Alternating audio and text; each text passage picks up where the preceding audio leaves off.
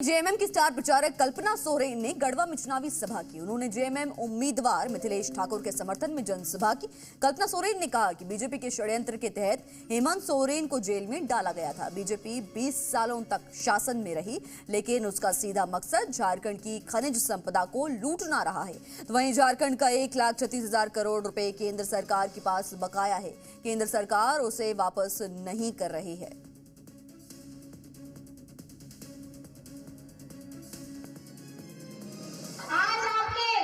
हेमंत सोरेन आपका बेटा हेमंत दादा क्या कर रहा है?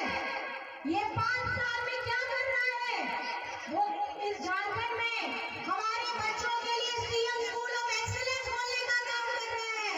सीएम स्कूल ऑफ एक्सीलेंस सरकारी स्कूल है जिसमें हमारे प्राइवेट की दर पे और प्राइवेट के तरीके से उसमें फैसिलिटी दी जाती है ताकि हमारे गरीब गुरबा बच्चे पढ़ाई कर सके, शिक्षित हो, वो मजबूत बने, उनकी सोच बने। और उसके साथ में हमारे आवास का जो पैसा है, हमारे आवास का पैसा दिया है 25 लाख परिवारों को। झारखंड के चुनावी रण में वार पलटवार का सिलसिला जारी है। कल गृह मंत्री अमित शाह ने कहा कि झारखंड में यूसीसी जरूर लागू होगा, तो वहीं सीएम हेमंत सोरेन ने कहा यहां कोई यूसीसी या एनआरसी लागू नहीं होगा। अमित शाह ने घुसपैठ का मसला उठाया तो हेमंत सोरेन ने सवाल किया, शेख हसीना को शरण क्यों दी। अब इस पूरे मामले पर इंडिया और एनडीए के बीच बहस छिड़ती हुई नजर आ रही है। उन्होंने खुद से कहा यूसीसी से आदिवासियों को बाहर करेंगे। इसका मतलब यह है कि आपने यूसीसी में आदिवासियों को रखा था। आप डराने का काम करते हो। झारखंड के लोगों ने जब 5 सुरक्षित सीटों पर झटका देने का काम किया तो ये अब आकर के इस तरह की बातें कर रहे हैं। घुसपैठ पर उन्होंने बहुत बड़ी बड़ी बातें की है। अरे जो व्यक्ति संविधान को समझता हो या संविधान को ये लोग ताक पर रख दिए हैं, समझ से पढ़े हैं, आपको अगर लगता है कि घुसपैठ हुआ है तो आपको आज अपने गृह मंत्री के पद से इस्तीफा दे देना चाहिए और तब इस तरह की बात करेंगे तो हमें लगता है लोग समझेंगे।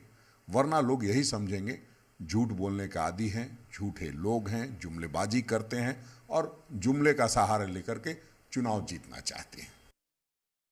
मुसलमान दूसरा कोई विषय है इनके पास? विकास की बात करेंगे, महंगाई पर कुछ बात करेंगे, सरना धर्म कोड, पिछड़ों का आरक्षण पर बात करेंगे?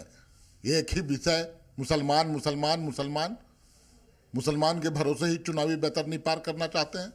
राज्य की जनता, झारखंड में खास करके तमाम झारखंडी अवाम एकजुट खड़े हैं और हेमंत सोरेन के साथ खड़े हैं।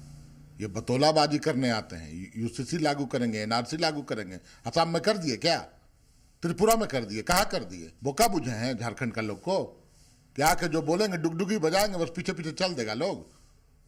औकात बताने का काम करेगी झारखंडी जनता इस बार। देखिए, अंतर्राष्ट्रीय कूटनीति की जब समझ नहीं हो तो हर मसले पर बोलना उचित नहीं होता है। अब बांग्लादेश की जो पूर्व प्रधानमंत्री है उनको किन कारणों से भारत के अंदर रखा गया है, इस शीर्ष स्तर पर जो फैसले लिए जाते हैं उसके तहत सारी चीजें की जा रही है।